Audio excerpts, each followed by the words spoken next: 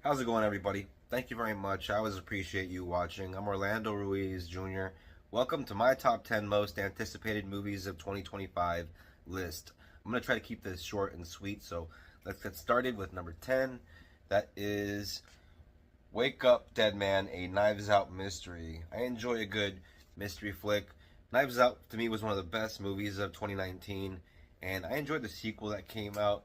I didn't think it was on par with the first movie, but it was enjoyable and entertaining, and so I'm curious to see how this third movie is going to turn out.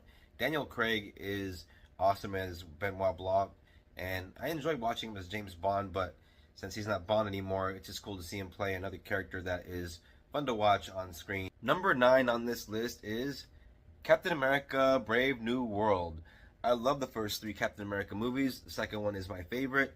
Chris Evans was great as the character of Steve Rogers, but I also really enjoy Anthony Mackie's portrayal of Falcon, and I've enjoyed seeing his evolution of the character throughout the movies that he was in. And so I'm someone that really liked Falcon and Winter Soldier, and I'm really curious to see how that story is going to continue on.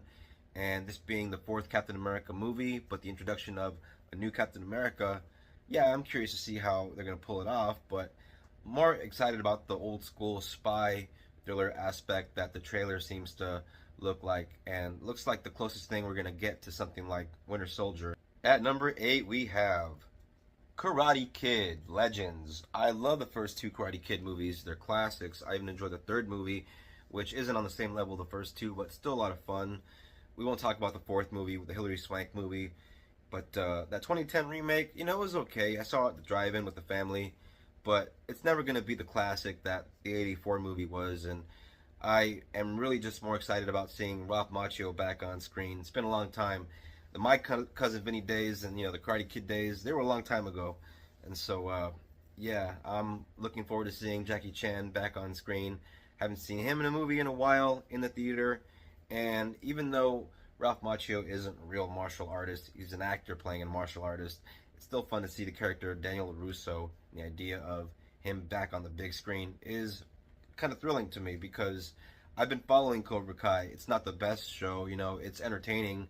I have to sit through a lot of crap, I gotta sit through a lot of those bad scenes with all the kids just to get to the stuff I want to watch with Johnny Lawrence and Daniel, but I'm here for it, and so yeah, that is making the list at number 8. At number 7, we have Frankenstein. Anyone that watches my channel and knows me knows that I am a lover of Frankenstein. I love the original, I love the classic movie and all the sequels, love the Boris Karloff run, but I even enjoy the Hammer horror movies that have Frankenstein, and I even enjoy the 1994 movie that Kenneth Branagh made, and so I'm very curious to see how this is going to look because this is coming from director Guillermo del Toro, and I appreciate a lot of his work, and knowing that he has a really unique vision, I'm damn curious to see how this is going to turn out. In the number 6 spot on this list is Formula One. This is a new race car driving movie that stars Brad Pitt as a race car driver. So that right there has me curious because I enjoy a good race car movie, action drama, movies like Days of Thunder. There was also Le Mans with Steve McQueen. About 10 years ago, there was that movie that had Chris Hemsworth in it from director Ron Howard, Rush, really underrated movie. And yeah, movies like this, like race car driving type movies, always make for really good drama and sometimes some really kind of fun characters, badass characters. And so hearing Brad Pitt is going to star in a movie like this is exciting to me.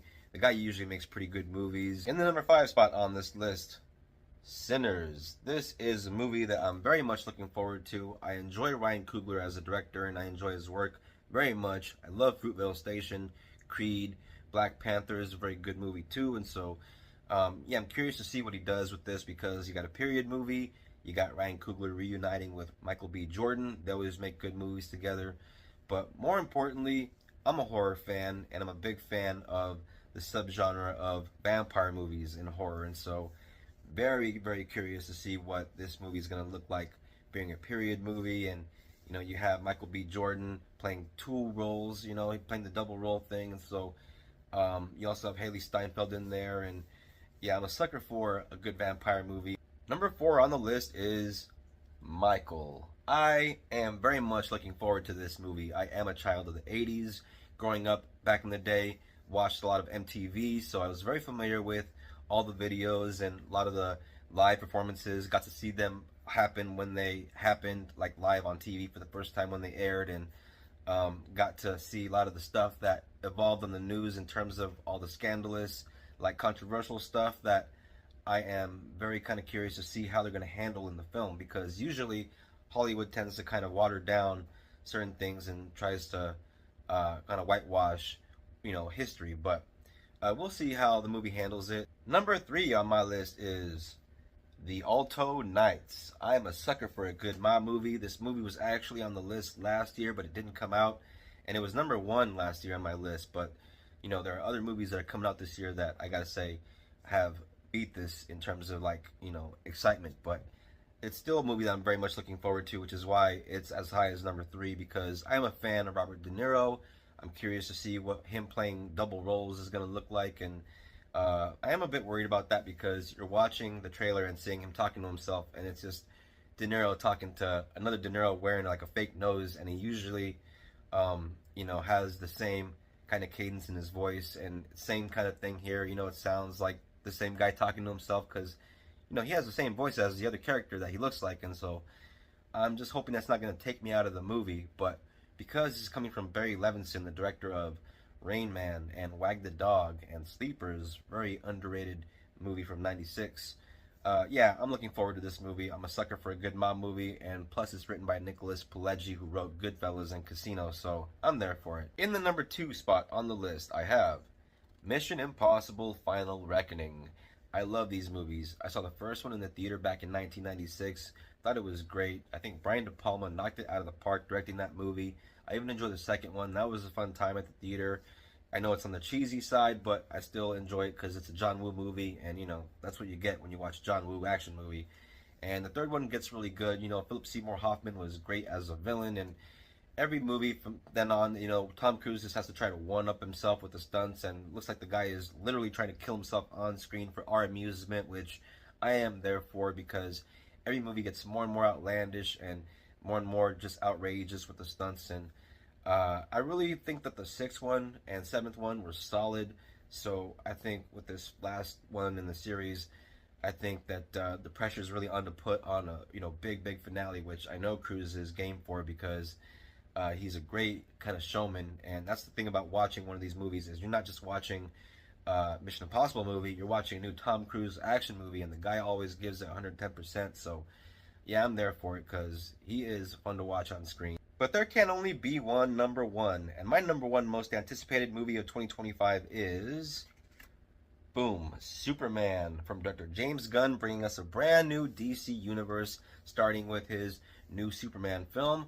I am very, very excited because I love this character. I grew up with the Richard Donner Superman and the sequels, and even though they got really, really silly, I'm still a big fan of the Christopher Reeve run, and the guy was the greatest ever to play the character and to put on the tights. But I really also enjoy other iterations. I am a fan of what Zack Snyder did. For my money, we haven't had a great Superman movie for the last 13 years since Man of Steel, and I know it's kind of a controversial thing for a lot of people, but that's just how I feel. I think Henry Cavill did a great job. I think even Brandon Routh was okay, but he wasn't on the level of Henry Cavill or Christopher Reeve. And I know a lot of people are gonna say Henry Cavill sucks, and they're gonna say Christopher Reeve, all those movies are outdated, and everybody has their own opinion about Superman.